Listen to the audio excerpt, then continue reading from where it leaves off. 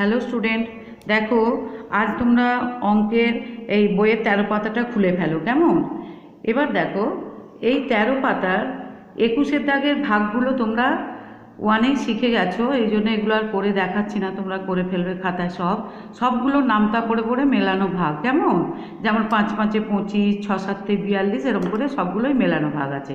এবার 22-এর দেখো, 22-এর দাগের বলছে মুখে মুখে প্রশ্নগুলির উত্তর দাও। মুখে মুখে দিতে গেলেও জানতে তো হবে, তাই এই অঙ্কগুলো আমি তোমাদের করে দেখাচ্ছি, তোমরা একটু বুঝে নেবার চেষ্টা করবে কেমন। দেখো 22-এর দাগের এক একটা দেওয়া আছে, কয়েকটা দেওয়া আছে 5 জোড়া মুরগির ডিম সমান কতগুলি ডিম, অর্থাৎ 5 জোড়া মুরগির কতগুলো ডিম জানতে চেয়েছে। তাহলে আমরা জানি কি না 1 জোড়া সমান 2টি, তাহলে 5 জোড়া সমান কী হবে, 5 গুণিত 2টি সমান হচ্ছে 10টি। তাহলে উত্তরে কি হবে না 5 জোড়া বা 10টি মুরগির ডিম হচ্ছে কটি না 10টি। হলো কয়েকটা আছে 1 ডজন পেন্সিল সমান কতগুলি পেন্সিল, তাহলে 1 ডজন সমান কটি তোমরা জানো কি, 1 ডজন সমান 12টি, তাহলে 1 ডজন পেন্সিল সমান 12টি পেন্সিল। তারপরে কয়েকটা আছে 2 দিস্তা কাগজ সমান কয়টি কাগজ, 2 দিস্তা কাগজ সমান কটি কাগজ চেয়েছে। 1 দিস্তা সমান কটি না 1 দিস্তা সমান 24টি, তাহলে 2 দিস্তা সমান কী হবে না 24কে 2 দিয়ে গুণ করতে হবে, তাহলে 24কে 2 দিয়ে গুণ করলে 4 দুগুণে 8, 2 দুগুণে 4, 48টি কাগজ। ঘয়েরটা বলা হচ্ছে 3/10 লেবু সমান কয়টি লেবু, তাহলে আমরা 1/10 সমান কি জানি না 1 0 10, তাই তো। তাহলে 3/10 সমান কী হবে না 10কে 3 দিয়ে গুণ করতে হচ্ছে, তাহলে 10কে 3 দিয়ে গুণ করলে কত হবে না 3×10 30টি লেবু। হলো 10 জোড়া কলম এবং 1 কুড়ি পেন্সিলের মধ্যে কোনগুলি সংখ্যায় বেশি।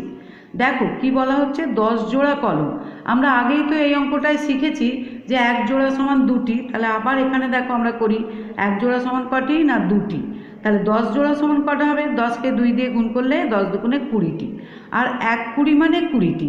তাহলে এই 10 জোড়া কলম আর 1 কুড়ি পেন্সিলের মধ্যে কেউ বেশি নয়, দুজনেই কী হবে সমান। 10 জোড়া কলম সমান হচ্ছে কি 1 কুড়ি পেন্সিল, বুঝতে পেরেছ। তারপর চয়েরটা দেওয়া আছে 2 টাকা সমান কত পয়সা, আমরা জানি কি 1 টাকা সমান 100 পয়সা হয়, তাহলে 2 টাকা সমান কী হবে 100 গুণিত 2 পয়সা সমান হচ্ছে 200 পয়সা। হলো এবার 6-এর দাগেরটা দেখো, বলছে 4টি গরুর মোট কয়টি পা, তোমরা নিশ্চয়ই গরু দেখেছো, আর একটা গরুর কটা করে পা হয় না একটি গরুর 4টি পা, তাহলে এবার 4টি গরুর কটা পা হবে না 4কে 4 দিয়ে গুণ করে দিলে কত হবে 16টি পা, তাহলে 4টি গরুর মোট 16টি পা।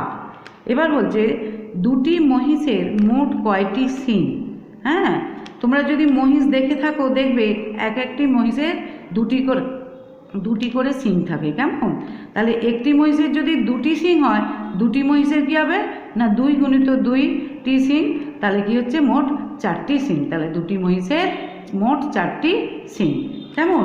তাহলে আমি 22-এর দাগের অঙ্কগুলো সব করে দিলাম, তোমরা ওই 21-এর দাগের আর 22-এর দাগের অঙ্কগুলো সব খাতায় করে ফেলবে কেমন। ঠিক আছে, এখানে 22, 2, 21 দাগ দিয়ে নেবে।